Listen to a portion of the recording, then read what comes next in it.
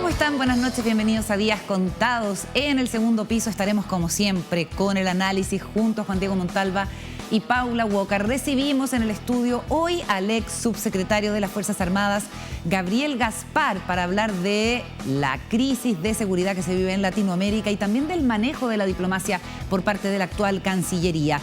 Pero comencemos hablando de las declaraciones que hace el ministro secretario general de la Presidencia, Giorgio Jackson, mandatado por el presidente a encontrar acuerdos entre los partidos del oficialismo de cara al plebiscito y un hombre clave en la tramitación de todos los proyectos que ambiciona posicionar y concretar este gobierno en una transmisión de streaming en que, en conversación con un streamer, se manda esta declaración en que pone una distancia muy grande con la generación política que lo antecedió y peca de soberbia cuando habla de los valores que distinguen a su generación política.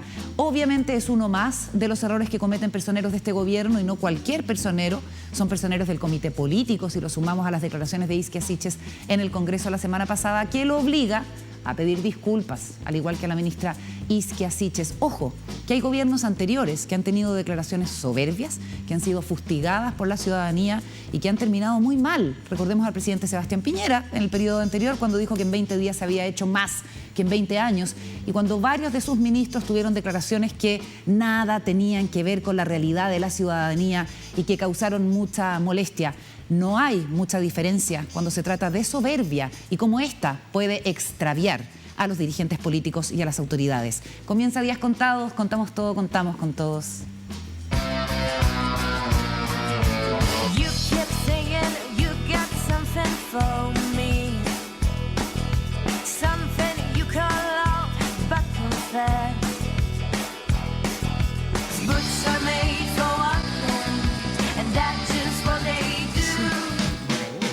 Oye, tenemos que abrir de inmediato. Hay una urgencia en abrir el segundo piso. Están las masas golpeando las puertas del canal. Piso. ¿Cómo estás, Paula Walker? Bien, muy buenas noches. Impresionada, estoy impresionada con las declaraciones. Con la cantidad de cosas que... Uy, ¿qué han pasado? Juan Diego Montalva, ¿qué tal? Muy bien, Carmen. Esta es la característica con que se abre el segundo piso.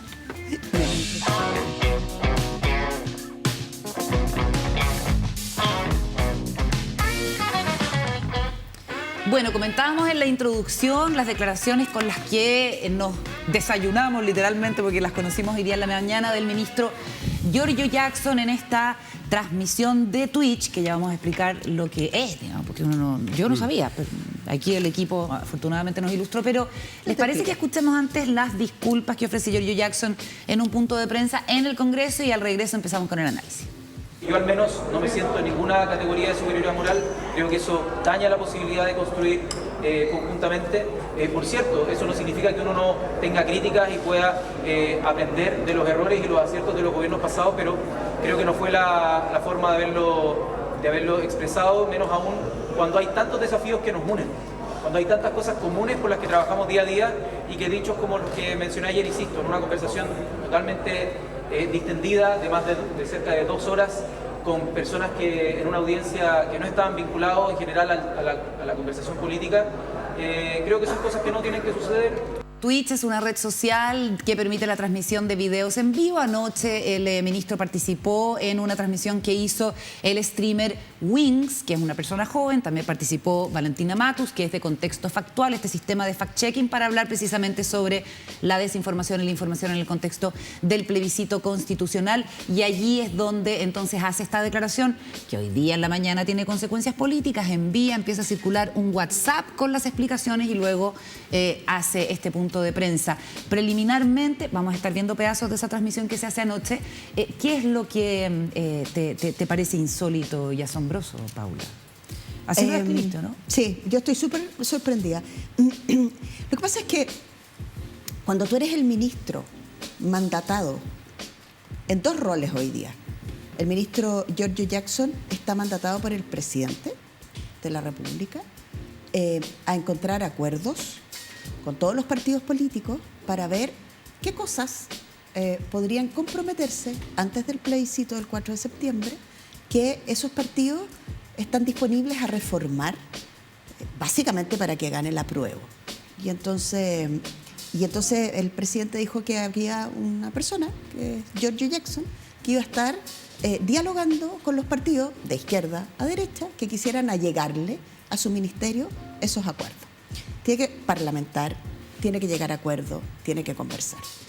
Pero esa es su pega 2, porque su pega 1 es de ministro secretario general de la presidencia, que tiene un atributo que es súper importante, es que tiene que, de manera piola, reservada, a veces pública, pero lo que más tiene que hacer es conversar, es acordar, es escuchar, es generarle acuerdos al gobierno, básicamente en la sede parlamentaria.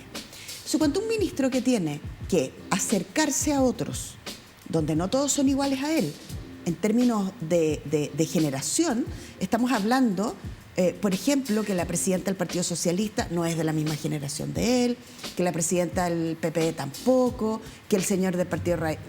Algunos se parecen a su generación. La gran mayoría son políticos y políticas que llevan muchos años y que están ligados a la concertación. Dentro del gobierno tienen ministros y ministras, tienen asesoras que fueron emblemáticas de los gobiernos de la concertación. Y en una conversación de 2 horas, en alguna parte, que la foto es muy sintomática, no sé dónde es, no sé si es su habitación, no sé lo que es, el ministro se despacha el comentario de que ellos tienen valores superiores a los valores de la generación precedente con los que tienes que sentarte a conversar. Yo realmente lo encuentro insólito. Giorgio Jackson necesita una asesoría express, se la damos acá, for free, en Día Contado.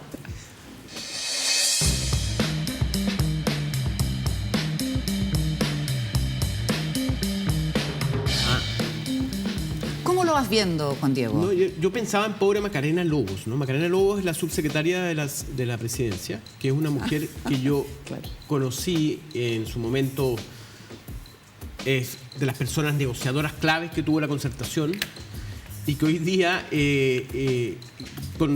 pero sí, realmente yo creo que es de las personas que tiene más horas de vuelo dentro del Parlamento, del gabinete.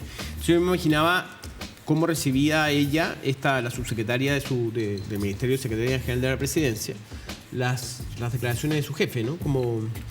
Y ahí yo creo que ya como que se pasaron de la raya en términos de este conflicto entre los jóvenes y los viejos. Bueno, estuvimos aquí y hay que justo decirlo. ayer con Exacto. Jorge Burgos lo Jorge anticipaba. Burgos estuvimos conversando y le preguntamos sobre ese conflicto generacional y Jorge Burgos, hay que decirlo, se retractaba y pedía las disculpas y señalaba que no eran las palabras que había dicho, pero el lunes en un programa en Radio Duna había dicho él, a mí unos pendejitos no me vienen a decir si yo soy de derecha o no soy de derecha. Claro, y acá en el programa ayer dice, no me gustó usar esa palabra, digamos, no, claro, él se retractó, la retiro, ¿me entendí? pero desde la autocrítica dice, dicho esto, digamos que nosotros no le dimos tiraje desde el Partido Socialista, por ejemplo, a personas más jóvenes que empezaran a hacer carrera. Claro, el Partido Demócrata Cristiano, exactamente. Ellos no tienen derecho a venir a situarme a mí donde yo estoy, a darme lecciones políticas. Bueno, y hoy día el señor Jackson, lo que pasa es que Jorge Burgos está en su casa.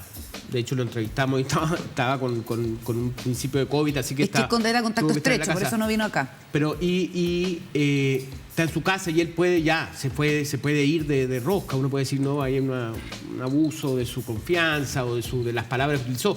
Pero que un ministro en ejercicio haga esas aseveraciones es más delicado, yo creo. A ver, escuchemos parte de lo que dijo Giorgio Jackson ayer en esta transmisión vía Twitch con el streamer Wings. Sino que me gusta que la cuestión sea lo más descarnada posible y para eso hay que tratar de romper ciertas barreras de jerarquía, que si bien a mí me toca al final tomar decisiones y en su caso al presidente le toca tomar decisiones, creo que es bueno que exista un ánimo de confianza suficiente para que no tengamos, como le dicen los gringos, los yes man, ¿cachai? Hay gente que te dice que todo que sí. Yo creo que eso es como en términos de cultura organizacional. También, como en términos de prioridades, como yendo un poco más al fondo, siempre en política uno puede describir valores que suenan súper genéricos, pero la pregunta es cómo uno prioriza esos valores. ¿Qué va por sobre lo otro? Y nuestra escala de valores y principios en torno como a la política no solo dista de, obviamente, el gobierno anterior, donde nosotros éramos oposición, sino que creo que frente a una generación que nos antecedió, que podía estar identificada quizás como con el mismo rango de espectro político, como desde la centroizquierda o la izquierda, yo creo que nosotros también estamos abordando los temas con un poquito menos eufemismo y con más franqueza. Se relajó el ministro en este ambiente. No, el entrevistador, a mí me parece que el entrevistador se ve más serio que el ministro. Claro. ¿No? Oye, el streamer es mejor que ¿cómo se llama? Que el entrevistado, más serio. Oye, sí. Durante el día él tuvo que hacer un montón de muestras de que no está de acuerdo con él. Y eso es lo más complejo de todo. Porque lo más probable es que él sí crea eso. O la gran duda es, ¿realmente él no cree lo que dijo? ¿Y lo dijo para qué? Para complacer a un grupo de apolíticos, como los llamó en alguno de sus mensajes. En realidad yo estaba hablando con gente que no le gusta la política. Y a esa gente que no le gusta la política, él toma una decisión consciente de decir que él tiene valores diferentes a todo el resto que hizo política previamente. Y el tema eso es muy complicado porque al final habla, la Carola lo decía al principio, la soberbia no es buena consejera en esto. Porque tenemos dos liderazgos muy claros, un comité político con liderazgo muy claro.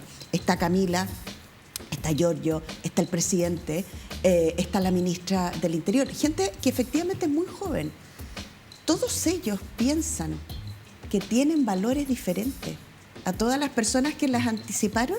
Entonces, 3 preguntas básicas uno se tiene que hacer cuando comienza un cargo como el que tiene el ministro Jackson. Una, ¿qué perfil de ministro tengo que ser? Y es algo que uno se construye. Él dice, no hay que rodearse de yes men, ¿no? De personas que le dicen siempre que sí a las autoridades. Entonces, la pregunta es, ¿cuál es su estrategia de perfil? ¿Qué le pidió el presidente?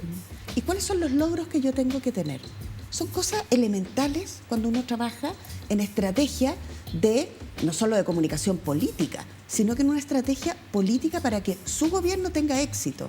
Con esto, no va Yo creo también, encaminado.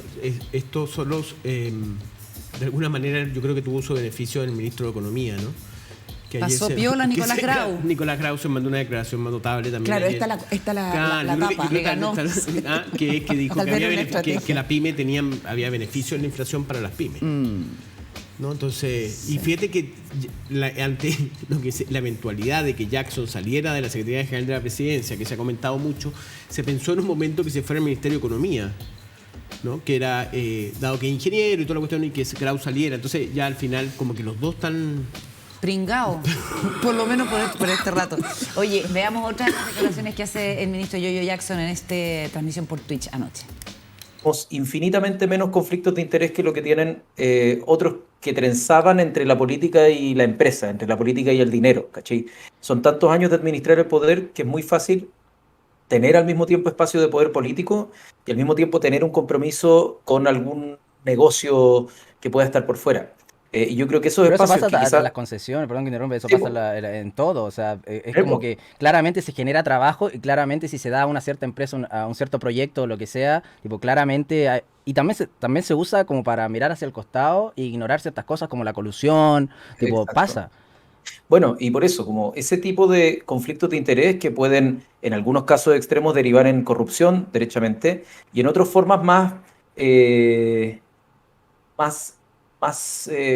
sofisticadas de corrupción, como el tráfico de influencia o como las puertas giratorias de que tú le haces un favor regulatorio cuando estás en el gobierno y después te contratan como director en una empresa. Eso pasa. ¿Cachai? Como que ese tipo de cosas que no son tan explícitamente el maletín que llega para corromper a alguien, pero es parecido. Yo diría que en nuestra generación, o al menos si es que nosotros llegamos a ver algo parecido en nuestra administración, eso se van a ir cagando, ¿cachai? O sea, eso no puede pasar.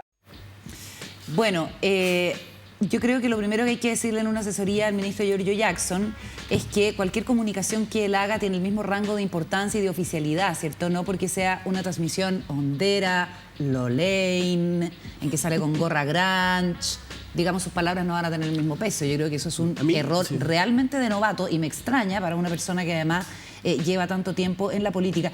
Y yo me pregunto, no sé cómo ustedes lo ven, ¿no será acaso que a Giorgio Jackson y a otros personeros del gobierno no les gusta la política? Es más, ¿No será que detestan o desprecian en cierto punto la política? Porque la política se trata de, sobre todo en momentos como estos, convivir de partida con otras personas, consensuar con otras personas, y aquí pareciera haber una necesidad o una vocación por distanciar. Nosotros no somos eso, nosotros somos diferentes, nosotros tenemos infinitamente menos conflictos de interés cuando todos hemos visto que tienen parientes en la administración del Estado, que tienen amigos en la administración del Estado, porque son generaciones que se han criado juntas. Entonces, hay como, yo francamente me pregunto qué es lo que hay de... Bueno, además de eso, ¿no será, y que Siches también cuando habla en el Congreso, que en realidad no les gusta la política? Está bueno ese análisis de que no... Bueno, al final, pero están en política, mira tú, ¿no? Reciben sueldo de políticos, reciben sueldo de funcionarios de Estado. Es bastante peculiar. Fíjate que yo estoy a punto de cambiar a ¿cómo se llama? Wings, que es el entrevistador, por Jackson. Wings sería Wings, secretario general de la presidencia. La tenía clarita. Secretario general de la presidencia, Wings, yo creo que él tiene mucha más claridad respecto al rol que tiene que cumplir. O sea, me parece, lo veo muy claro, muy... además con visión. Sí. Paula. Fíjate que el ministro Jackson hace una cuestión que le va a penar harto, porque él acaba de activar los cazacorrupción al interior del gobierno. Claro. O sea, lo acaba de activar. Porque los gobiernos son como las familias en un punto. O sea, uno siempre dentro de la familia tiene alguien que es como que, uy, le gustaría que fuera distinto como es. O uno se casa o se empareja con alguien que lo mira después y dice... O sea, los gobiernos son iguales. En los gobiernos hay gente recta. Hay gente que realmente son funcionarios públicos y uno admira porque son personas... Y hay políticos iguales. Pero en los gobiernos, en los partidos, en las coaliciones, también hay gente que tiene conflicto de interés, que arma sus negocios por el lado, y por eso vamos a conversar y siempre traemos a Lucho Luis Cordero, que está siempre pendiente de la importancia del contrapeso en los sistemas democráticos, una Contraloría que está presente, pueden haber sumarios. Entonces, cuando él dice, nosotros tenemos, no es que dice que no son corruptos, es que dice que tenemos infinitamente menos conflicto de interés. Bueno, él acaba de activar una búsqueda de los conflictos de interés que van a tener. Con 2 conflictos de interés que tengan, en términos de percepción ciudadana... Que ha demostrado que ellos son iguales al otro. Son los 20 días y 20 años de Piñera. O sea, yo realmente hago esa analogía. Ahora, lo que pasa, solamente déjame decirte una cosa, Juan Diego, antes de darte la palabra. Así como yo tengo la impresión de que realmente no les gusta la política, y aquí lo dejan entrever, independiente que después esté con cara de conciliador en el Congreso diciendo no, tan importante, y todo uno dice ¿cuál es el Giorgio, digamos, que está gobernando? El presidente Boric, por el contrario, es un hombre que uno diría que ama la política, cree y respeta la política. Y ese es un problema más o menos severo, ¿no? La diferencia entre ambos. Sí, no, yo creo que si le abriera una cantidad de flancos es un buen punto. A mí, las dos cosas, mis compañeras son tan inteligentes siempre. El punto de... No, de verdad, el pero punto tú eres más malo y eso es mejor. ¿Malo de maldad o de que soy malo más No, tu villanía aporta. No, pero no, de verdad, yo creo que, o sea, van a encontrar, nuestra editora nos dice al oído que nos acordemos del árbol de la tercera.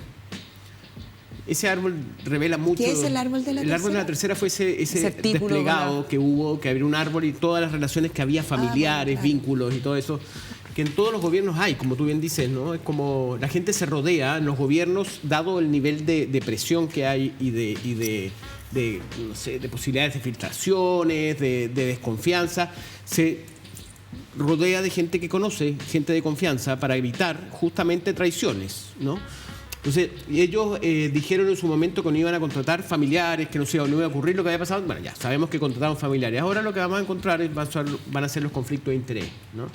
Vamos a ver, no sé, cualquier familiar que tenga Giorgio Jackson en una empresa privada va a ser hoy día noticia y portada de algún medio o de algún Twitter. Y yo creo lo otro que decías tú que es muy bueno, que es que como si estás tan metido en política, no dices que no te gusta la política. Ahí está el árbol. ¿No? Ese es el árbol que hacíamos referencia. Sí, Claro. sí. Entonces, qué impresionante, o sea, haber llegado a la cúlmine de la política, o sea, lo máximo, al mayor puesto de poder político y decir que no te gusta la política. complejo. Sí. ¿Quién no dijo Bueno, que no le gustaba la política? Pero, No, pero lo dijiste sí, claro, tú, te digo, como- en términos, pero esa diferenciación que tiene con los políticos, Claro. de que no los políticos, Sí. y eso es populismo, ¿eh? Sí. Eso hay un paso al populismo, Bueno, porque yo soy, sí. Chávez en Venezuela dijo, yo no soy político, yo no soy parte de la estructura de lo que es la Acción Democrática y COPEI, que eran Y los dos Trump, partidos. vamos a secar el pantano en Washington. Trump Sí. dijo lo mismo, ¿me entendés? A través de que no iba... Basta, el discurso de Trump en contra de Hillary Clinton era que ellos eran establishment político. yo Estamos Yo- llegando un poco lejos, dices tú. Sí, yo no creo que no le guste la política, puede ser que sí, pero no lo creo. Yo creo que hay, y esto yo lo he visto un montón de veces, hay un momento en que es tanta la confianza en quién soy que dejo de ocuparme de quién soy. O sea, ¿no? Ser autoconsciente. O sea, como que no importa, yo navego solo. Demasiado ego. Pero en este caso estamos hablando de este ministro. En general, hay un punto en que las personas, todos nosotros, tendemos a creer tanto en nosotros que como que ni te preparan. ¿Sí te ha ni pasado así. No, yo soy súper exigente, fíjate. Porque a mí Que tampoco. nosotros somos mujeres, acuérdate. Pero a mí Síndrome del tampoco. impostor. Pero es lo que hemos conversado tantas veces, yo no sé si lo puedo desclasificar, después me van a retar, pero lo que ha sido trabajar los tres juntos, en el fondo. La Carola es un portento y nosotros estamos, Claro, estamos somos la galleta. aprendiendo, pero tenemos, tú y yo, probablemente lo que hacemos todos los días es prepararnos para entregar lo mejor de nosotros en un Pero programa. ustedes tienen unos insights que yo no tengo. Pero lo que quiero decir con esto es que en la vida, cuando uno cree que llegó a la meta y lo sabe todo, empezáis a cometer errores. Ahí es cuando la embarran. Claro, porque empezás a decir, en realidad, nosotros estamos en el poder porque somos mucho mejores que los de antes. Ellos no están en el poder Hay una porque frase, son ¿vieron? mejores que los que habían antes. Yo Ellos creo que están en el poder porque hubo un momento y ellos lo hicieron bien, hicieron buenas campañas y la gente confió en ellos. Y llegaron. Es que Y eso es lo que te iba a llegaron. decir. Estas cosas cabrean a la gente. Sí, pues. Es la soberbia permanente, nosotros, el resto, eso pues. chorea a la ciudadanía. Y hay una elección, hello, en un mes más. Sí, sí. No, esto indudablemente para la prueba no ayuda mucho. No, me acuerdo, ¿se acuerdan este actor que le pegó una cachetada al presentador de Oscar? Will sí. Smith, Que llegó otro. a Chris Rock. Claro, llegó otro y le dijo, el diablo mete la cola justo cuando tú crees que estás bien. No, y cuando estás en la cima. Cuando estás en la Claro. cima. Como Y es que notable, ganó ¿eh? el Oscar, de hecho. Estoy tan en la cima que no necesito nada. Claro, entonces me entendí. Y el tipo, bueno, es ahí donde mete la cola el diablo, le dijo yo. Entonces, pero bueno. Ay. Bueno, vamos a hacer una pausa. Al regreso estaremos conversando con Gabriel Gaspar, que es ex subsecretario de las Fuerzas Armadas, también subsecretario de Guerra, para hablar de la inestabilidad y la crisis de seguridad en América Latina, cómo repercute eso en la migración y, por cierto, también de la política exterior de Chile en este momento. Además, viene Luis Cordero, por supuesto. Antes, WOM tiene algo que contarte. De regreso en Días Contados, saludamos a nuestro entrevistado de hoy, Gabriel Gaspar, que es analista político, cientista político, pero que tiene mucha experiencia en el gobierno, funcionario de Cancillería, además fue parte del equipo de la posición de defensa de Chile frente a la demanda boliviana ante la Haya, subsecretario de Fuerzas Armadas, subsecretario de Guerra. Bienvenido, Gabriel. Muchas gracias por conversar con nosotros. Y uno se pregunta si cuando la política exterior o cuando el trabajo de la diplomacia, de la Cancillería se instala en el primer lugar de la agenda, si es que se está llevando bien esa política exterior y se está haciendo bien el trabajo diplomático, o no debiera ser al revés, digamos, mientras menos sepamos de nuestra Cancillería y nuestra diplomacia, es mejor, porque la discreción y, digamos, el estar bajo el radar en general son mejores consejeros. ¿O es una lectura equivocada, Gabriel? A ver, yo diría que yo lamento, digo sinceramente, que un tema que ha sido tradicionalmente transversal en Chile de respaldo a la política exterior, porque la Cancillería no defiende un gobierno, defiende la política exterior del país, la política permanente. De repente entre en el vapuleo del día a día, a veces con razón y a veces no tantas, ¿no? Ya. Sería otro tema. Pero creo que lo fundamental, los chilenos hemos mantenido la política exterior como la política de defensa, ambas las conozco más o menos. Son como portaaviones, son lentos, fuertes, poderosos, Y no cuesta moverlo, salvo circunstancias muy excepcionales, digamos, ¿no? Y requiere también una tripulación experimentada y profesional. Entonces ahí, por ejemplo, en el caso de la Cancillería, una de las cosas que veo con muy buenos ojos es que por primera vez, desde que empezó la democracia del año 90, ha emergido una camada de profesionales de carrera, de todos los colores, entre paréntesis, pero que crecieron y se formaron en democracia. Es decir, entraron a la Academia Diplomática después del 90 y toda su práctica ha sido bajo un régimen democrático. No fue así antes, porque si bien estábamos en democracia, teníamos otra cultura, digamos, claro, que predominó en el funcionariado de la época y que empieza hoy día a ser despejado. Como la Cancillería tuvo una reforma legal, hoy día todos los cargos directivos, salvo un par, el director de planificación y el director administrativo, por ahí, todo el resto tienen que ser diplomáticos de carrera. Y así lo son. Y son bastante buenos, ¿no? Perfecto. Los conozco desde hace décadas, digamos. Perfecto. Sin embargo, ha habido un par de controversias que han tenido un perfil alto y quisiera saber cuál es tu evaluación. Correcto. Partamos por lo último. La situación del jurista Claudio Grossman, que según los ex cancilleres debiera haber sido postulado por Chile para el cargo que se abrió a propósito del fallecimiento de un juez brasilero en la Corte Internacional de Justicia. La postura que ha defendido el gobierno es que no es el momento para hacerlo. Lo explicitó en un largo comunicado de prensa que también ha sido visto como una especie de anomalía. Y lo que se maneja en círculos diplomáticos y es la crítica que se hace es que aquí hay una oportunidad perdida. ¿Qué te parece este caso en específico? La discusión sería la oportunidad. O sea, el concepto oportunidad, porque yo creo que en primer lugar Claudio es amigo mío desde la universidad, yo lo conozco bastante y trabajamos juntos en el tema La Haya. Es un muy buen candidato, un muy buen jurista. Eso no cabe duda. Y el Tribunal de La Haya es muy importante también, eso no está en discusión. La pregunta es si basta con eso para tener una victoria. Y lo que en general no tienen por qué saberlo, pero las candidaturas internacionales son unos sistemas de equilibrios y negociaciones que llevan años. Todas las cancillerías tienen una dirección multilateral, de asuntos multilaterales. Y dentro de eso hay un departamento que se llama candidaturas. Y Chile, en sus ciento y tantas relaciones diplomáticas, cuando se reúne con alguien, toca el tema candidatura y dice, mire, nosotros queremos que la embajadora María Teresa Infante pertenezca a la Convención del Mar. Correcto. Perfecto. Ah, muy bien, me dice el gobierno de Marruecos, nosotros la vamos a apoyar y a nosotros nos interesa que el doctor tanto sea miembro del equipo de la Organización Mundial de la Salud. Perfecto, compromiso, tomamos acta. Y eso se pacta en múltiples. En este caso, no había esa posibilidad del tiempo ni de la preparación. Y además nosotros teníamos la tarjeta de crédito, por decirlo así, de los apoyos futuros. ¿Con saldo en contra? Hasta el año 40 y tanto. Entre paréntesis, por la última elección que correspondió precisamente a Claudio Grossman, que se le eligió, lo elegimos miembro de la Comisión de Derecho Internacional de Naciones Unidas. Pero espérate, déjame interrumpirte con esto. Ningún país está preparado si es que se muere un juez, digamos. Son cosas que ocurren circunstancialmente. Pero lo que provoca, sí, pero también tu capacidad de conseguir apoyo sí la tienes ejercida ya. ¿Entiendes? O sea, y eso lo sabe cada cancillería. ¿Cuántos votos puede conseguir? ¿Cuántos puede comprometer?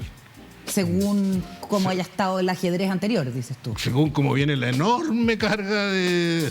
Entonces, este no es un tema de política exterior, es un tema de gestión. ¿Y por qué crees tú, Gabriel, que se convirtió en un hecho político tan vistoso? Porque es desconocido, es llamativo, por supuesto, a todos nos llama la atención. ¿Cómo se llama? Que una figura como la de Claudio, ¿cómo se llama? No la hayamos apoyado con todo, pero que no basta con eso, porque... no todo el mundo está mirando lo que pasa en Chile. Hacer lobby en los medios chilenos no decide la votación de 190 cancillerías en el mundo. Cada una juega para sus intereses. Ok. Entonces, déjame plantearte otra de las críticas que desde la diplomacia tradicional o qué sé yo, desde la diplomacia como se ha llevado hasta ahora, se le ha hecho a la actual administración, que es la posición que ha defendido el subsecretario de Relaciones Económicas Internacionales, que tiene ese rango desde el gobierno anterior, ¿cierto? En cuanto a su visión de los tratados de libre comercio. Y uno entiende que allí hay una voluntad presidencial de imponer una mirada distinta a la política comercial de Chile, que es uno de los países que más TLC tiene, digamos. Bueno, ese es un tema mucho más interesante porque tiene que ver con políticas, ¿no? Con definición de políticas públicas.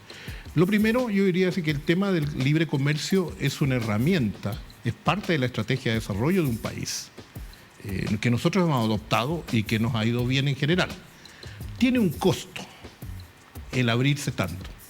Y es que cuando uno, por ejemplo, importa computadoras, importa automóviles, importa bienes sofisticados, el resultado es que uno está, de alguna manera, inhibiendo la capacidad de poder tener algún día esa capacidad de producir ese tipo de bienes que son los que requieren mayor valor agregado, mayor conocimiento. Como los taiwaneses con los chips. Correcto, y permiten el desarrollo del país. O sea, un país no se desarrolla exportando piedras y alimentos solamente. Ok, ya. Tiene que, lo que de ahí gana, tiene que invertirlo en investigación, en universidades, etcétera. Entonces, el libre comercio no es, para mí, hay otros que sí piensan que el libre comercio es lo máximo, ¿no? Son los libertarios. No soy de eso porque, mirando los países, por ejemplo, Taiwán, Corea del Sur, países muy admirables, ¿no? Abrieron mucho su economía, pero también conservaron una parte central muy planificada y estimulada y subsidiada por el Estado.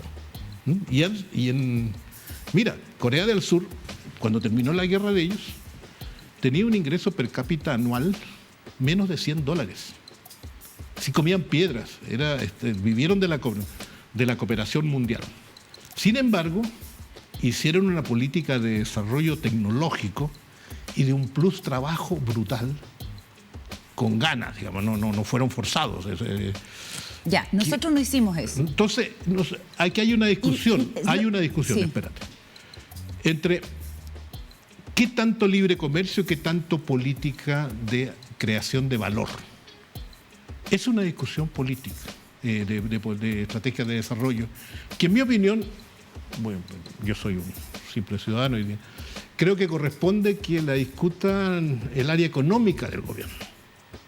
Quizás la objeción de forma es que esto no puede empezar exclusivamente en un ámbito de la Cancillería, Entiendo. sino tiene que verlo Marcel, el ministro de Economía, los gremios productivos, los centros académicos, en fin, es una discusión más amplia y esa sí es una discusión válida.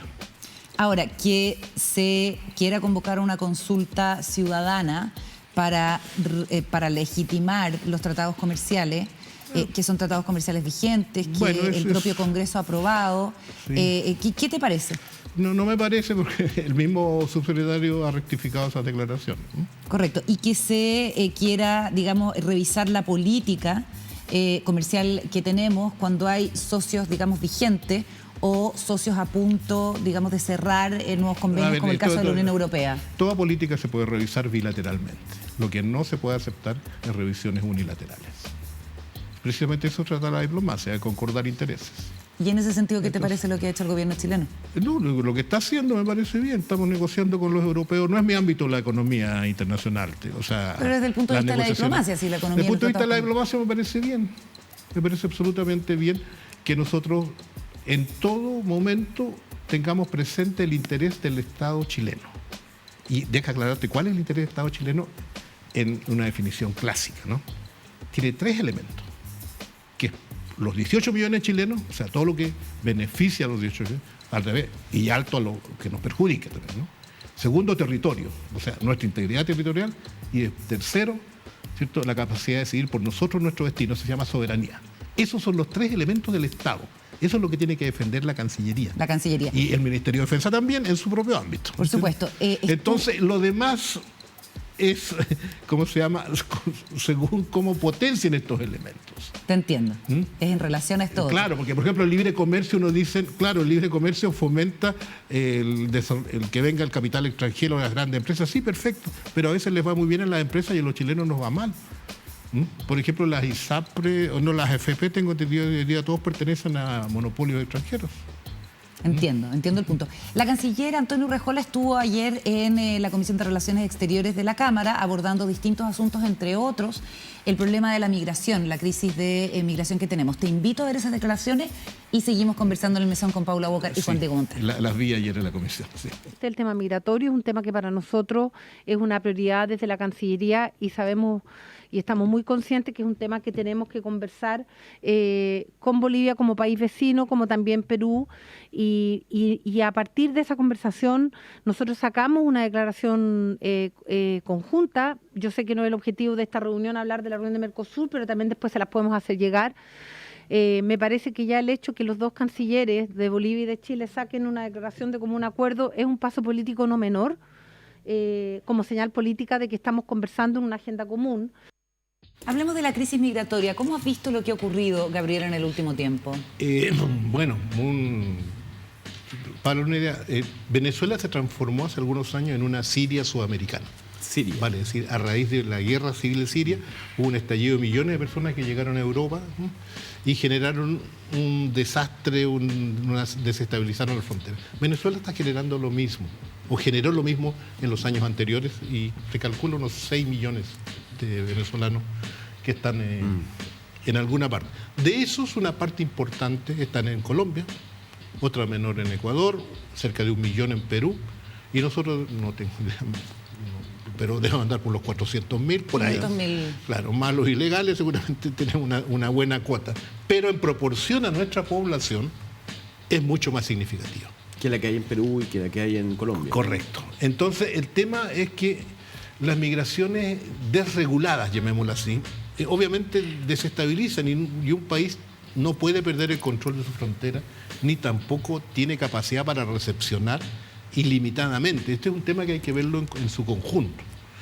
Esa es la parte puramente migratoria, pero vienen cosas buenas, viene gente buena a trabajar, etcétera, pero también vienen algunos de los problemas, vienen patos malos, claro. Entonces, y eso no solo con los venezolanos, sino que también con los carteles colombianos, ¿cierto? Con las distintas mafias paramilitares de Colombia, etcétera. Entonces, y eso obliga a un control de fronteras, a un plan que no puede ser puramente chileno, sino que tiene que ser combinado.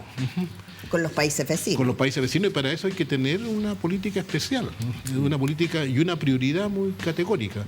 Pongo un ejemplo que lo pueden hacer, sí. Pongo un par de ejemplos. ¿Cómo sabe el funcionario de migración de la PDI que está en Colchane que un señor que dice que, mire, yo soy un perseguido, etcétera, Lo es. ¿lo es o no? Si no tiene acceso a la base de datos de la policía o de Interpol de Venezuela. Necesitamos ahí un tipo de cooperación, más allá de la opinión que tengamos de diferencia con el régimen político. ¿Cómo sabemos nosotros, por ejemplo, o cómo hacemos efectivo si nosotros controlamos acá, pero el otro lado queda más laxa? Porque junto con la migración también se estimula el contrabando. Muchas veces el descontrol de fronteras genera todo tipo de traspasos. Y en algunos países se está permeando a las policías. Y todos sabemos, hemos visto reportajes del tema del robo de autos en Chile y que aparecen al otro lado y no aparecen en manos de narcotraficantes, sino que aparecen en manos de algunos funcionarios policiales, desgraciadamente.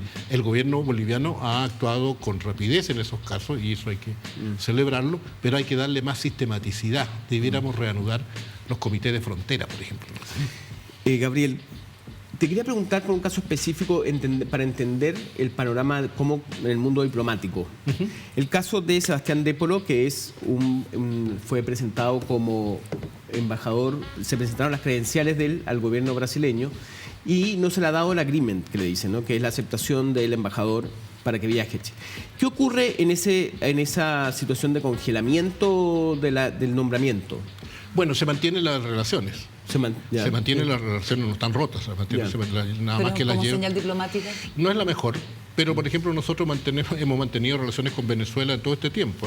Aquí se habló mucho que hay una señora guarequiena y la embajadora. No, siempre estuvo el embajador Arévalo Méndez a cargo de la relación y nosotros nos entendemos con ellos cuando hay que hacer un plan de vuelo, mandar un avión para allá, otro para acá, uno lo ve con el que controla el territorio. Claro, pero en el caso de que no se acepte una, tiene que, en mi opinión, tiene que evaluarlo la Cancillería y si, ¿cómo se llama? Y correspondería. Proponer otro nombre. Podría ser un camino. Pero yo quisiera precisar que el nombramiento de las autoridades no es una decisión de la Cancillería. Entonces, es una decisión del poder político vigente. El presidente. No solo el presidente, porque creo que el presidente recibe opiniones, alguien le prepara las listas, el segundo piso, los partidos políticos también les piden cuotas, en fin. Pero lo que sí la Cancillería hace es que los nombres de los funcionarios de carrera, que en el caso nuestro son más de las 90 embajadas, yo creo que son como 70 embajadores de carrera. Todo esto de la nueva, muchos de ellos de la nueva camada, y no de todos los colores. El embajador que está en Perú, Oscar Fuentes, es un excelente embajador, hijo de embajador, ¿cierto? Y que yo no creo que sea, digamos... Gabriel, Paula. Gabriel, buenas noches. ¿Tú estás de acuerdo con que las y los embajadores sean personas que los partidos políticos propongan, o crees que en realidad debiera paulatinamente acercarse a un tema más profesional? Porque al final algunos podrán tener cierto conocimiento en tema de política exterior, pero la verdad es que a veces no. No ocurre. Yo creo que cada vez nosotros nos hemos ido profesionalizando más. Ese es un tema, ¿no? Porque la formación a ver, pongamos, hay una camada de que voy a dar nombre para que no hablen como José Miguel Insulza, como Juan Gabriel Valdés, ¿cierto? Que han sido muy buenos diplomáticos, pero no estudiaron en la Academia Diplomática. ¿Y por qué no estudiaron? Porque estaban exiliados. Y si hubieran querido estudiar, lo habrían dejado fuera. Entonces, nosotros tuvimos una diplomacia, una cancillería, que no fue plural, como no fue plural en todo el país. ¿Durante mucho tiempo? Durante mucho tiempo, y eso generó también la inscripción, porque los que entraron de tercero secretario en los 80 siguieron después. ¿Y hoy día te parece que es distinta la Cancillería? Sí, hoy día todos los profesionales que están llegando a puestos directivos son formados en democracia. No todos son, entre comillas, de izquierda, digamos, ¿no? Porque así no funciona el mundo, además. No, tiene que ser, mira, si lo importante en defensa como en Cancillería no es por quién voten, sino que sepan hacer bien la pega y sean buenos chilenos. Gabriel, sí. Eso es lo que importa. Sí, Carolita, solo para cerrar un tema. Sí. Entonces, ¿por qué el presidente, cuando le preguntan por el caso de Grossman, el presidente dice, parecieran haber sectores que se creen dueños de la Cancillería? Presidente... No voy a interpretar al presidente, no sé la razón. Yo creo que lo que teníamos con Grossman era un buen candidato, una buena... ¿cómo se llama? Se abría un espacio, pero que no teníamos, en mi opinión, sin conocer los detalles, no teníamos ninguna oportunidad de que los 190 cancillerías del mundo nos dijeran, qué bueno, ustedes tienen un buen candidato, lo vamos a apoyar. Yeah. No funcionan así las cosas. Te quería preguntar por el caso de la situación en China. Chile propuso un embajador que fue aprobado, se le dio el agremán o agreement por parte de China, se habían presentado las credenciales, en fin, pero por distintos motivos es retirado. Y ahora no tenemos embajador en la primera potencia comercial. Además, que está enfrentando un momento de bastante tensión con la visita de Nancy Pelosi a Taiwán. A ver yo no creo que esté pensando que va a ser Chile. Digamos, Andreas Pierotic. ¿Cómo se llama? Andreas Pierotic. Pierotic. A ver, yo hubiera evitado esa situación, si tú me preguntas, pero creo que tampoco es tan dramática. Ya. En primer lugar, porque hoy día entre Xi Jinping y Biden nos están diciendo... un poquito ocupados. Es decir, oye, ¿qué pasa que no tienes embajador chileno? No creo que sea. No deben estar ahí. Claro. El segundo... Yo creo que hay dos temas, Taiwán y la ausencia de embajador chileno en China hoy día. Claro. La visita de Pelosi y la ausencia de embajador chileno. Yo creo que y Biden no se levanta en la mañana y le pregunta a su señora, oye, ¿qué pasó en Santiago? Que tengo reunión de gabinete. Entonces, oye, pero nuestro principal socio comercial. Pero espérate, hay lo siguiente. Nosotros, y con perdón de la embajada china, ¿no? el embajador anterior, el señor Wu, Correcto. hacía unas declaraciones, nos mandaba, en vez de mandarnos notas diplomáticas, escribía en los diarios. Escribía en el Mercurio. Hacía columnas. Lo que nosotros, Columnas, sí. y realmente los embajadores son reservados, si quieren, le puedo decir lo que consideren según su relación a la Cancillería local, pero no se lo mandan a decir por los diarios. Shubu. El caso, sí, el caso, él no era- Entonces, él no era pero diplomático. agreguémosle más, otra cosita más. Después de un par de esas columnas, el señor Bush se fue de Chile, Salió. salió. Y tuvimos un largo tiempo sin embajador chino. ¿Se dañaron las relaciones? No. Eso se Pero llama ellos- reciprocidad. Pero ellos nos necesitan menos de lo que nosotros los necesitamos a ellos. Sin lugar a dudas, pero por eso te quiero decir que el portaaviones, cuando te refería a la política exterior, los parámetros de nuestra relación con Chile están definidos. En la política comercial, en el reconocimiento de una sola China, en nuestras posiciones multilaterales. Por lo mismo, nosotros también hemos pasado 4 años sin embajador de Estados Unidos en Chile. Oye, Sí, sí. ¿eso por qué? ¿Cuál es Porque la los explicación? americanos en el sistema de nombramiento de embajador tienen que ratificarlo el Senado.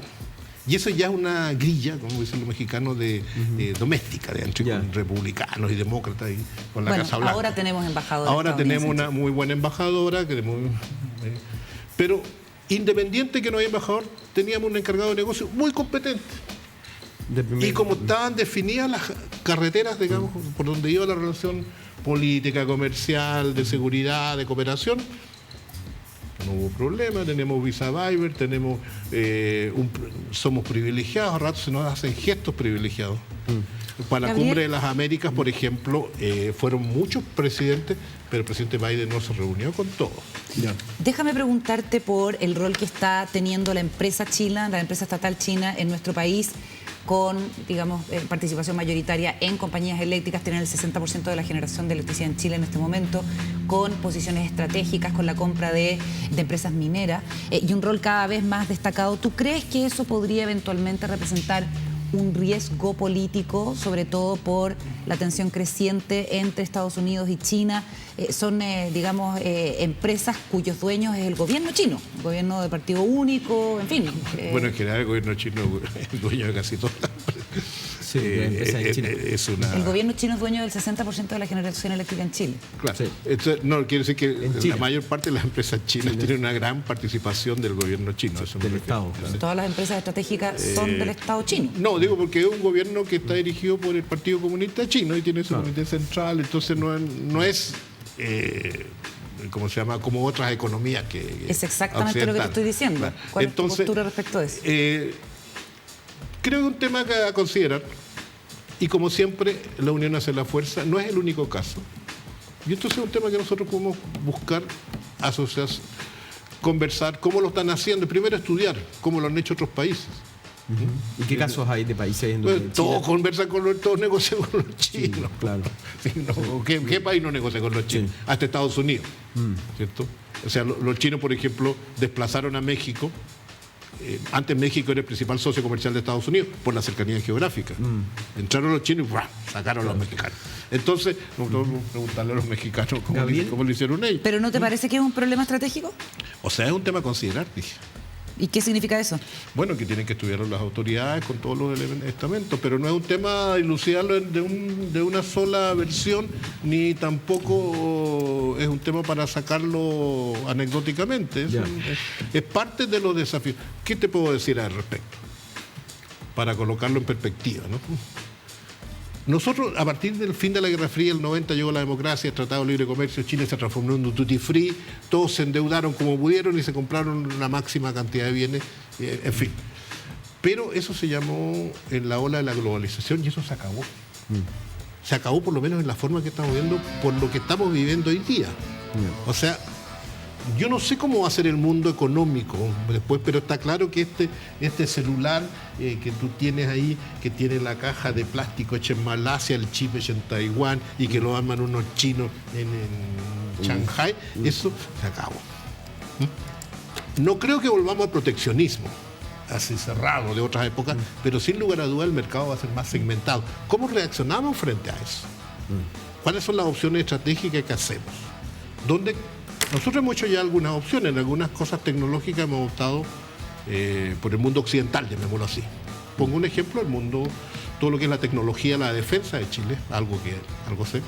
Nosotros hemos optado por tecnología occidental.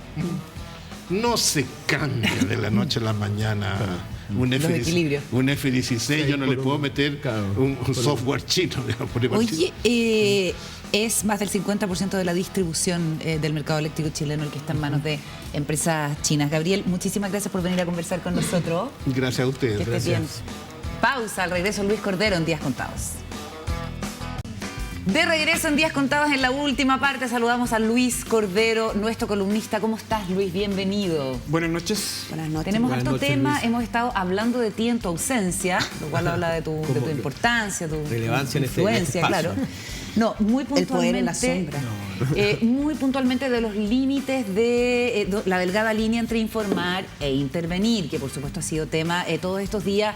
Por ejemplo, veíamos ayer el caso de Jorge Sharp con el pañuelazo por el apruebo, qué sé yo. No, que se iban a regalar pañoletas en 100. esta arengazo por el apruebo, 100, poca pañoleta. Pero mucho más importante es lo que hace el presidente después del comité político cuando dice: yo no solo invito, yo insto a los partidos del oficialismo a ponerse de acuerdo para evacuar un documento que permita básicamente ganar el plebiscito.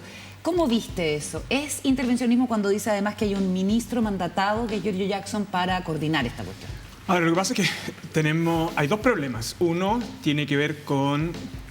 Todo esto tiene que ver con el marco que da Contraloría para estos propósitos, en el fondo, ¿no? Porque uno podrá tener luego la opinión política que quiera, pero las reglas más o menos descansan en la idea de prescindencia. La Contraloría, creo que lo conversábamos también la semana pasada, dio instrucciones sobre este tema. Son instrucciones bien regulares para cada proceso electoral. Fue explícito en el dictamen en el caso de los alcaldes, fue explícito en el caso de la alcaldesa Pizarro. Y como sabemos, tiene una auditoría, una investigación especial desarrollándose en el Ministerio de Secretaría General de Gobierno. Y todo esto descansa en dos cosas. Uno, en la prescindencia, en el entendido que el deber del Estado y de sus autoridades es informar sobre el proceso y garantizar imparcialidad tanto para las dos opciones, y por lo tanto esto significa ser relativamente ecuánime y objetivo. Y lo segundo, que los recursos públicos que se invierten tengan ese propósito, ¿no? Eso es como el marco general.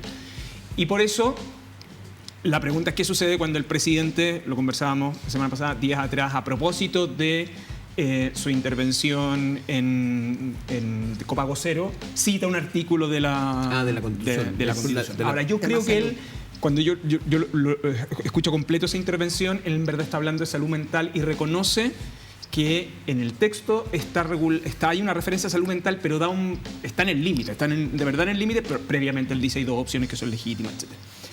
Dicho todo esto, en el caso de Chile hay una particularidad, y esto es bien importante. En Chile el presidente de la República es jefe de gobierno, pero también es jefe de Estado. Entonces es jefe de su coalición, pero también tiene que garantizar su rol como jefe de Estado. Entonces, en la intervención de insto a, en rigor está actuando como jefe de coalición, como jefe de gobierno. Pero lo hace como consecuencia de un proceso electoral donde debe tener prescindencia. Y yo creo que mandatar al ministro secretario general de la presidencia para ese propósito, que está muy asociado a una de las opciones, es un riesgo que creo que es conveniente que el gobierno lo reduzca, porque cuando tú comienzas, no tienes conciencia de los límites tan claramente, es muy fácil que incurra en ese error, en el error. ¿Y el presidente no tiene conciencia de los límites? Yo creo que el presidente tiene conciencia de su condición de jefe de gobierno. Y yo creo que la posición del presidente uno la puede defender jurídicamente hasta ahí. Pero mandatar al ministro secretario general de la presidencia para articular, creo que ahí hay un problema en torno a la presidencia que le puede traer algún inconveniente, más allá de sus declaraciones generacionales de ayer. Pero Jackson, el señor del Twitch, le decimos ahora nosotros, el señor del Twitch. Lucho, y a propósito de lo que pide la Contraloría, sobre todo a los alcaldes y alcaldesas, cuando una alcaldesa persiste y persiste, ¿a qué se arriesga esa persona? Lo que va a pasar ahí, hay dos cosas. Uno es el caso de los alcaldes que habían financiado la Constitución y la estaban distribuyendo, recuerden. Ahí la Contraloría ordenó abrir sumarios. y los va a abrir ella probablemente. Ahora, entiendo que los alcaldes han presentado una reposición a Contraloría con la finalidad de que pueda precisar y yo creo que en el fondo moderar en algún sentido. Ese dictamen es bien estricto en la doctrina de Contraloría. O sea, creo que además en estos momentos está muy tensionada también esa doctrina. O sea, creo que no es bueno, en mi opinión, tensionar y desafiar a las autoridades de control, porque buena parte de la sanidad del sistema institucional descansa en un cierto consenso de que esas reglas son importantes por el funcionamiento del sistema institucional. Entonces, si persiste, lo que probablemente va a suceder es que Contraloría va a terminar abriendo sumario. Ahora, ¿qué efectos produce esto? En el caso de los alcaldes en particular, Contraloría no tiene facultades sancionatorias directas. Puede instruir el sumario y propone sanción. Un dato freak. Solo hay un caso donde puede aplicar sanción directa. ¿Dónde? Es en el uso indebido de vehículo fiscal. Así que si usted tiene un cargo con auto con chofer, evite problemas, porque ese es el único caso donde instruye y aplica sanción directamente. ¿Y cuál es la sanción? Bueno, puede llegar hasta suspensión, en fin. El auto, hay el metro. No, es que eso te obliga a irte en micro. Y hay un caso específico en los casos de negativa acceso a la información, pero en los demás propone sanción. Y claro, este es un caso donde además el sumario queda a disposición del Consejo Municipal. Esto en el caso de los alcaldes, ¿sí? Esto incurre en infracción, una autoridad, un ministerial, hay un tema, si de subsecretario hacia abajo, eso puede tener un efecto respecto al que la medida la adopte el presidente de la República. En sencillo, si uno mira, claro, los dientes al final son bien pequeños, pero el efecto a un gobierno y a una autoridad que Contraloría está instruyendo un sumario, aunque la sanción se vea muy lejos y muy débil, tiene un efecto muy complicado. Eso saldría después de la elección. Claro. Sí, todo esto lo vamos a saber tipo noviembre. Sí, completamente. En noviembre vamos a saber que hubo intervencionismo del gobierno, si hubo. Si es que hubo. Claro. Es Oye, como... pero nosotros comentábamos con la Paula que hay con una especie de rebeldía, una actitud como de rebeldía de ciertos alcaldes, de Claudia Pizarro, de Jorge Char, podría uno decir. ¿No tienen acaso un punto cuando dicen nosotros vamos a reclamar el dictamen de Contraloría porque nosotros creemos que nuestra obligación es estar en los territorios e informar a la ciudadanía? Reca está en eso, con mucha fuerza. Claro, lo que pasa es que van a ir a reposición. Si el Contralor la desecha, ellos podrían judicializar. Ahora, el tema más complejo, sin embargo, no es el sumario de Contraloría, es si destinaron recursos públicos a ese fin.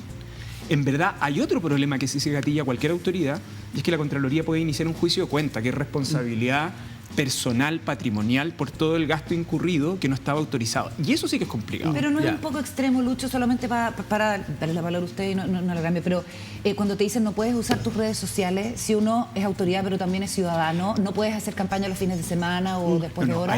Ahí el matiz, yo creo que Contraloría ha sido bien precisa en eso.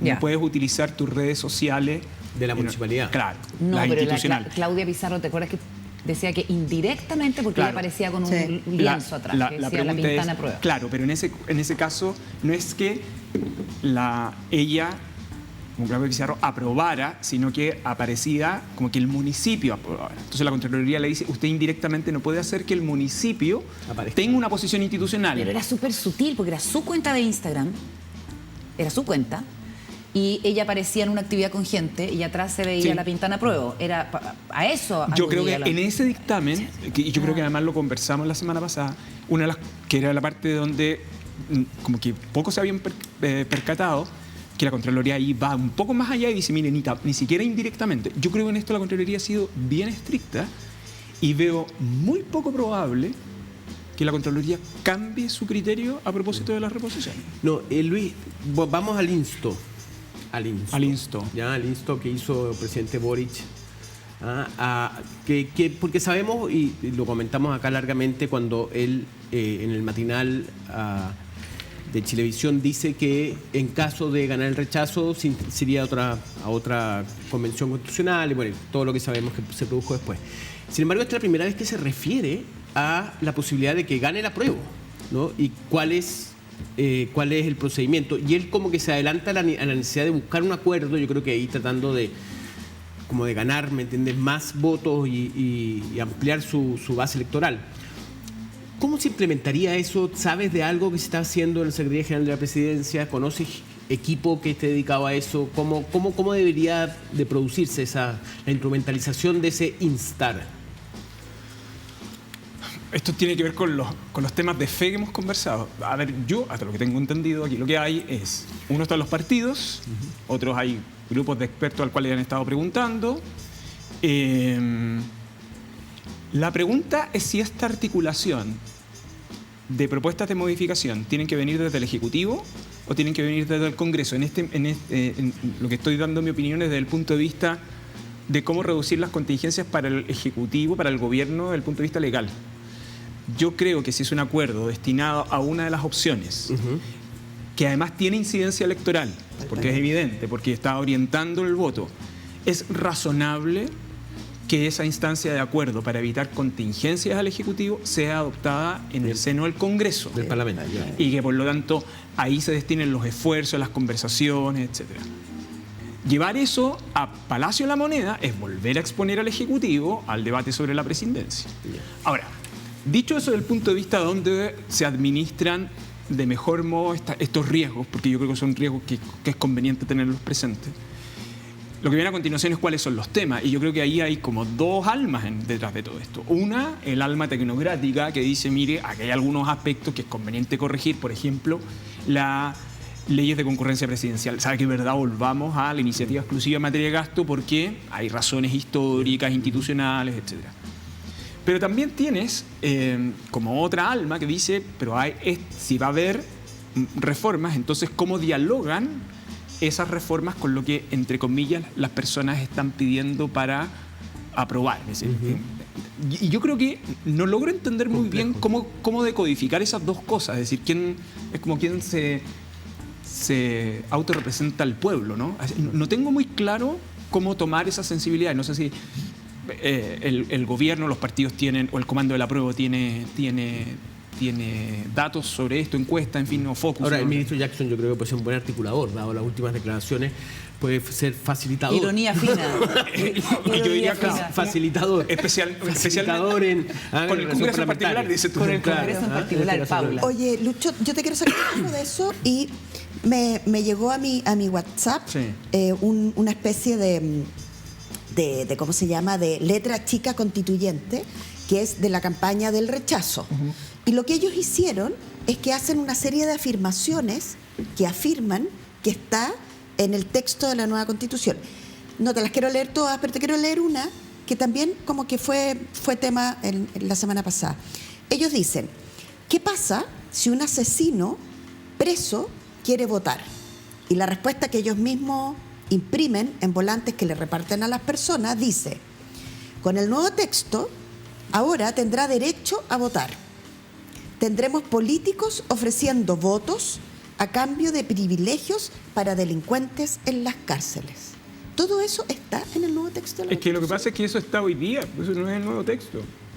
Hoy día las personas, para que no pierdan su derecho a voto, supone la condena. Sí. Hay personas que están privadas de libertad. Es una pregunta que uno podría calificar de... Fake.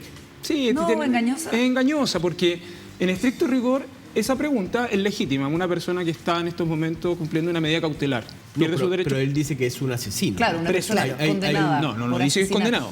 Pero si es asesino es porque tiene... El abogado. No, ahí no dice condenado. Dice, ¿qué pasa si un asesino preso, se supone que si un asesino preso... por hecho que está ahí una condena de asesinato. Pongámonos en el caso de que la persona ha sido condenada por homicidio. Lo que pasa es que yo creo que es una pregunta que está pensada en aquella persona que no está condenada, porque la que está condenada por la naturaleza del homicidio no va a poder ejercer derechos políticos.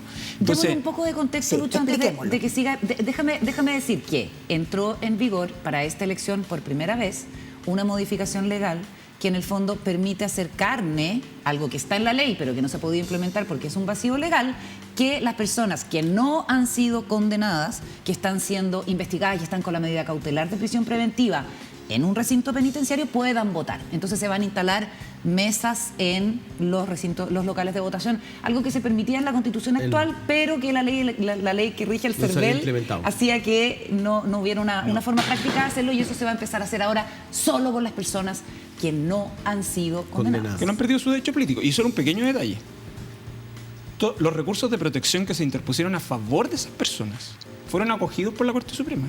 Y la Corte Suprema ha resuelto a favor de esas personas y el CERVEL ha dicho es que es imposible cumplir. ¿Y por qué es imposible? Porque no hay condiciones de infraestructura, no estamos en condiciones técnicas de poder implementar. Entonces, dicho planteado del siguiente modo. ¿Y si hace la modificación legal? Porque el CERVEL dice hay que hacer una modificación legal. Claro, lo que quiero decir con esto es lo siguiente, que esa pregunta es engañosa porque en rigor asume, ¿no?, esta idea, pero esto tiene que ver con aquellas personas. Claro, si tú tienes una persona con imputada de un delito de homicidio, que está en prisión preventiva, que no está condenado, sí tiene derecho a voto hoy día. Correcto. Hoy día. ¿Y en la nueva Constitución cómo queda eso? Lo que pasa es que en la nueva Constitución esto queda resuelto porque los efectos de las condenas están asociadas a las penas que están vinculadas al Código Penal, en el fondo, y ahí tú efectivamente puedes tener un efecto en torno a la pérdida de tus derechos políticos. Pero esa es una pregunta sí. O sea, que depende del tipo, depende de la pena. Si es un asesino, presidio perpetuo calificado, Bueno, yo creo condenado. que no tiene derechos políticos. Según la nueva Constitución no va a poder votar. No tiene derechos políticos. Y una persona que comete un delito, qué sé yo, Que se roba una gallina. que no sea un delito de sangre, exactamente. Claro, lo que pasa es que... Todavía se roban gallinas. Y hay abigeato también. Oye, ubícate todavía. Claro, En pero ese caso. Claro, pero siempre va a depender de la pena. Sí, ese es el punto central de esto, que es la misma discusión de los casos de los narcotraficantes. O sea, toda esta discusión en torno a los derechos políticos de las personas que están privadas de libertad es un problema porque nos obliga a sincerarnos que hay personas que no pueden, que por cometer delitos no pierden sus derechos ¿Tú políticos. eres partidario de que puedan votar las personas? Yo que siempre he han sido cometido partidario de las delitos? personas que se encuentran privadas de Aunque libertad. sea un parricida, un femicida. No, porque está Es condenado. que lo que pasa es que ese es el Porque él es punto, en partidario el de que fondo, voten ¿no? Es que condenado. la pregunta es que mientras una persona está siendo objeto de investigación y no ha sido condenada, no hay razones para que pierda sus derechos Eso lo entiendo, políticos. pero en tu opinión, un femicida condenado, ¿debiera poder votar Es que o no? el problema no son los delitos, son las penas. Pero es que me dejáis donde mismo, Lucho. Pero lo que pasa es que este es el punto, ¿no? O sea, que el punto... La pena aflictiva. Es la pena que está asociada, porque el reproche sobre el, entre comillas, injusto que cometió, ¿no? Por cierto, un homicida es un delito atroz en el fondo.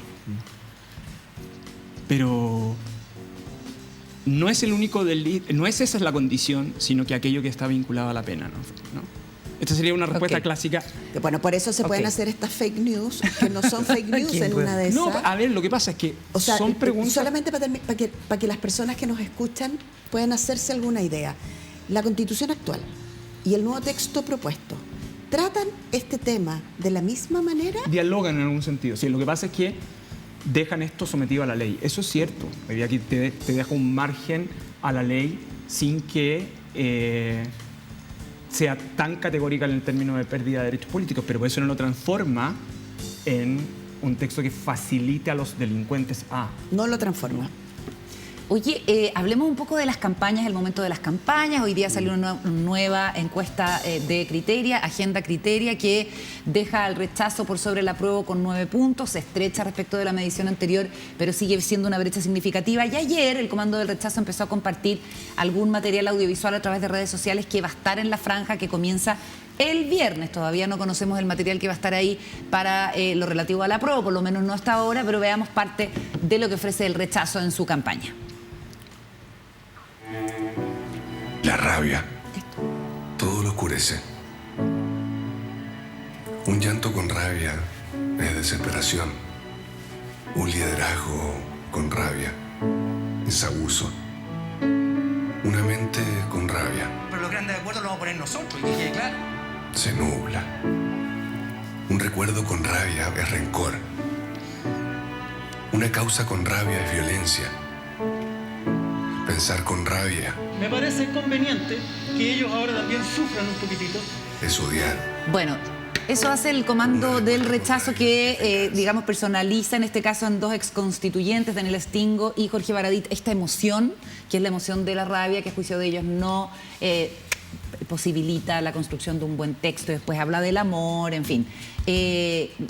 en el escenario que estamos viviendo político, en que mucho más que decisiones racionales, se toman decisiones más bien viscerales, en la era de la emoción, si se quiere. ¿Te parece la campaña cómo, Paula? ¿Cómo la ves tú? Estaba esperando que lo preguntara. ¿Qué te parece? Creí que el pobre Lucho le iban a preguntar. ¿Sabes lo que? No, yo la pregunta que tengo, y después puedo decir lo que me pasa. Eso, dale. Ellos pueden hacer circular un material que tiene que comenzar el día viernes. ¿Lo pueden hacer circular antes? Es que la franja está vinculada a la obligación de los canales, en la obligación. Y estamos en el periodo de campaña, por lo tanto... O sea, pueden hacerlo circular. Por lo tanto, distribuirla antes lo que está determinado es cuándo empiecen los canales. Claro. No, Claro. Recuerda que la franja es un beneficio pensado en un mundo donde solo había televisión, que tiene por propósito informar a la comunidad sobre las opciones que están en juego. Entonces, pero el periodo de campaña es 2 meses antes, entonces este es solo el periodo en que comienza la etapa obligatoria de la franja. Así que yo no veo Ahora, bien buena la franja, no la he visto. Sí. ¿Y qué te parece, Juan Diego? No, muy potente, muy agresiva, muy... Pero a mí me tiñe mucho, es poco fina, pero bueno, que no se Pero puede, estamos en campaña. Pero interpela, dices tú, ¿por eso es buena? Sí, Ya. me parece, sí. Pero ahora, un punto A, ¿sabes lo que pasa? Es que estaba pensando esto del horror con las fake news. A mí, yo las detesto, me cargan y me da mucha rabia cuando las veo, otra cuestión. Pero me estaba acordando, ustedes no se acuerdan del sí y el no. ¿Qué más fake news que aquella? ¿Se acuerdan de esa imagen de la muerte corriendo a caballo con una huilla? Eso es fake news, ¿o no? Eso es campaña del terror. Claro, nunca llegó la muerte después de que ganó el no, ¿me entiendes? Como que... O la planadora, con la guaguita. Sí, pero hay, a lo que voy es que son brutales las campañas. Tienen cosas terribles. Entonces, y estamos ahora, lo que pasa es que ahora se ha logrado la